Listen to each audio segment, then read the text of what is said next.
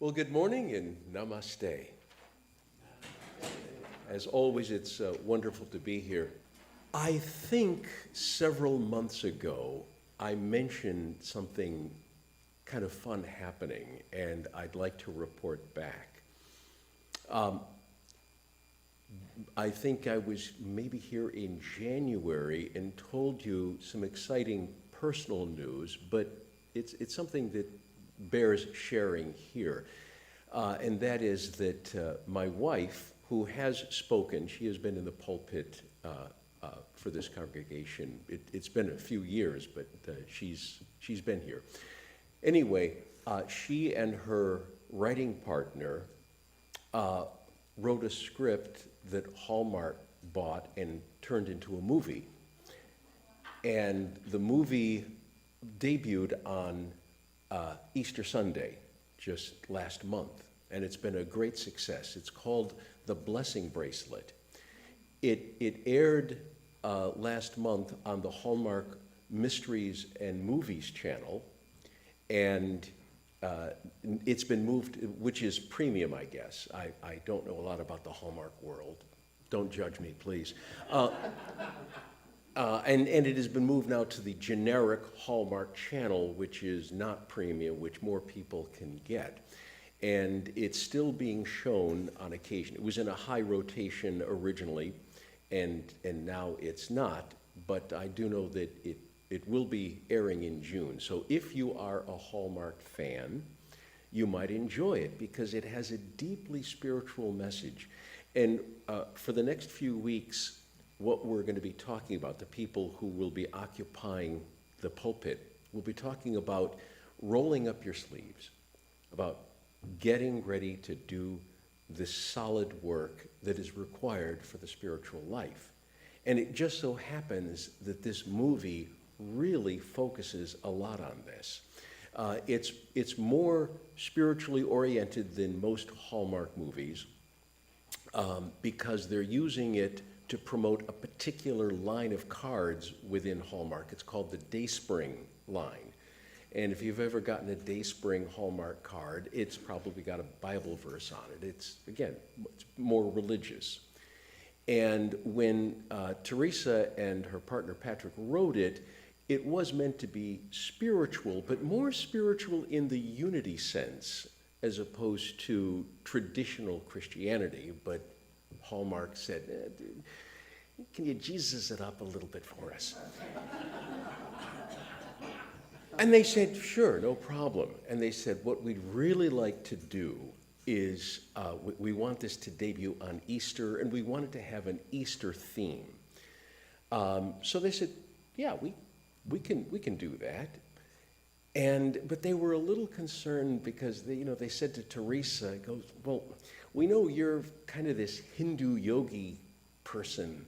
Do you even know the story of Easter? And she looked at them and she said, well, yeah, I think I do. And they said, well, what is it? She says, well, that's when Jesus comes out of the tomb. You go, yes. And if he sees his shadow,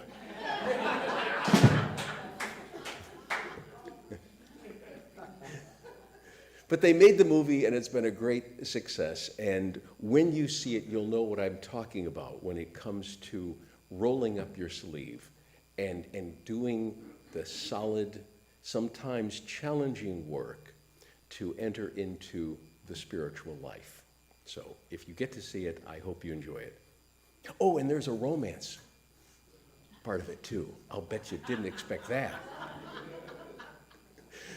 Admittedly, Hallmark movies are a bit formulaic and predictable, but at least here, the romance isn't the main theme. It's kind of a side theme. I like that. So anyway, today I'm going to talk about practicing the presence, which was, of course, part of the daily word. And let's concentrate on a couple of things here. We acknowledge, of course, that there is only one power and one presence in the universe and in my life, which is God, omnipotence, omniscience, and omnipresence, right? So all-powerful, all-knowing, and everywhere. It's not only around me, God is within me. Those are wonderful words, but we can intellectually understand them and agree with them, but at the same time, we really need to internalize that. We need to internalize everything that we are taught on the spiritual path. Again, it's one thing to say, yeah, that sounds right. Yeah, I can agree with that. It's another to know it in the core of the soul so that it is beyond any argument, right? Sometimes I give the example of maybe somebody coming here for the first time and hearing a Christian theology that is vastly different from what you might hear at another church. They would call that heresy, of course. And somebody could listen to somebody up here and nod their heads and go, well, that sounds right. But then they might decide to visit another church next week with a more traditional Orthodox message, and their mind could be completely changed. They could say, well, what was I thinking last week? This is really what it's all about, right? So we've got to go above and beyond listening and just sort of nodding without really internalizing it. And how we do that, one way of how we do that, is exactly what it says in the Daily Word today, and that is practicing the presence of God. Doing it on a daily basis. Feeling the presence of God in almost everything you do, and then maybe even everything you do. It's something that has to be cultivated. It's something that has to just become a part of our habit. We can do it by, of course, daily spiritual practice of any kind, and it's something that appeals to us. And we can also insert different things into our lives. For instance, taking an aspect of divinity and creating this invisible companion. If you're a part of unity, of course, you may decide to make that Jesus. In the Hindu tradition, of course, we have multiple deities that are representations of the one absolute deity. So we can take a feminine divine form, such as Lakshmi or Sarasvati.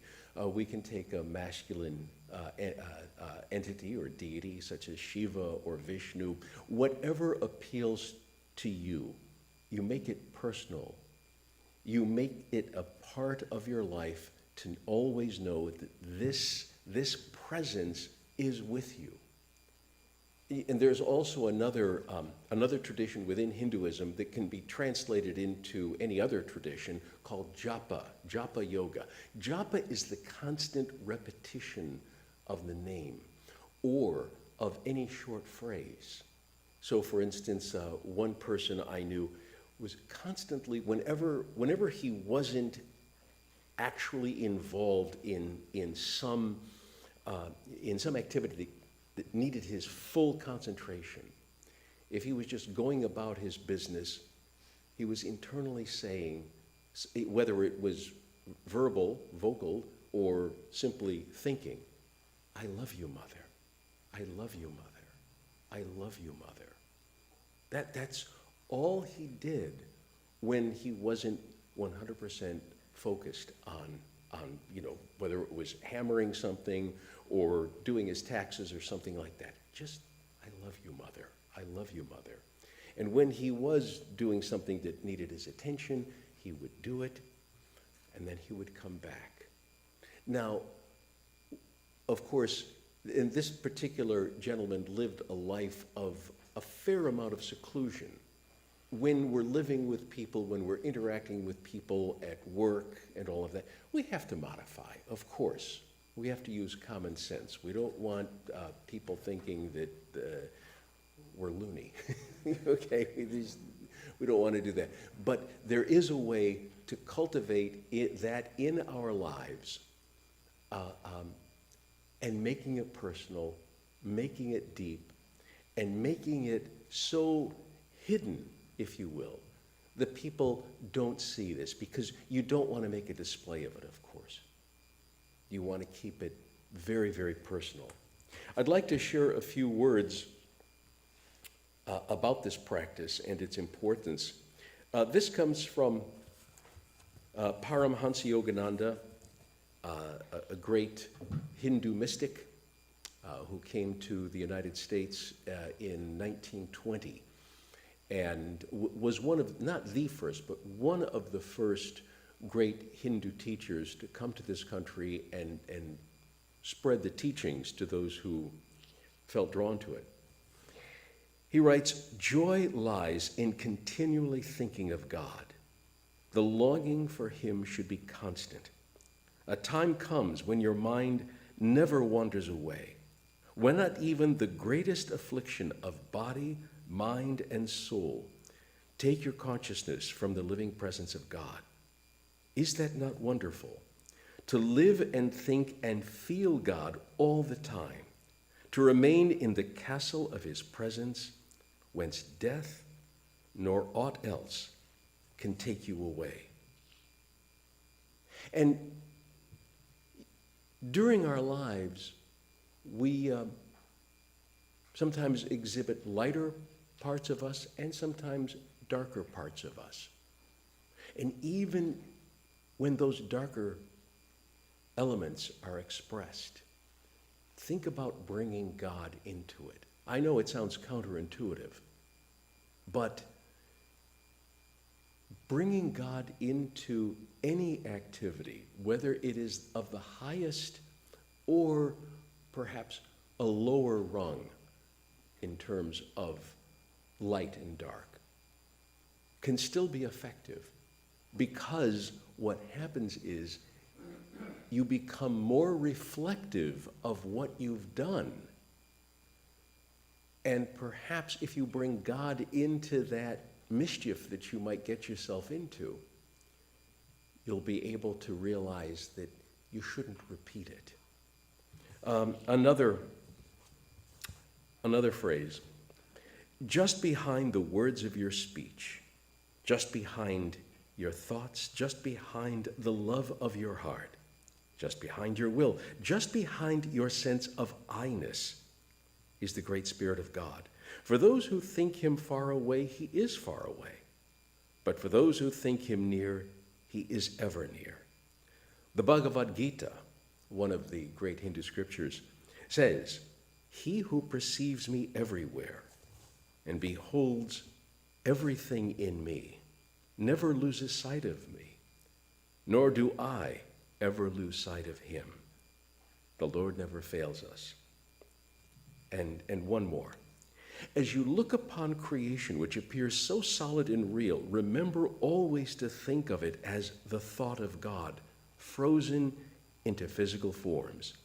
You can condition your mind to this realization in little ways each day. Whenever you see a beautiful sunset, think to yourself, it is God painting on the sky. As you look into the face of each person you meet, think within, it is God who has become that form. Apply this trend of thought to all experiences. The blood in my body is God. The reason in my mind is God. The love in my heart is God. Everything that exists is God. Again, this isn't something that automatically happens. It's something that needs to be cultivated, something that you need to roll up your sleeves and begin to work on. But as someone who has made this a practice in his life, I can tell you that the results are very tangible. You begin to feel the presence in a way that no one can talk you out of. It goes above and beyond argument, in the same way that no one can convince me through argument that I don't exist. No one can talk me out of the deep understanding that this divine presence exists. So, from this point on, I ask you to make a small commitment to find ways in your day. Again, this is a long process, doesn't happen overnight. But think of elements in your day where you can bring God into it. Aside from any spiritual practice. So if you decide you're going to meditate for a half hour, that's wonderful. But you've got to take God out of that meditation and into your daily life. So meditation is great, absolutely. It will fortify this ability that you're trying to develop. But then say, okay, I'm going to have breakfast with God. I'm going to have lunch with God. I'm going to go shopping with God, whatever it is, and see if it doesn't become a habit. And then all of a sudden, there's God. So let's close our eyes for just a moment and let us affirm that the divine presence is everywhere, and that we acknowledge that omniscience, omnipotence, and omnipresence,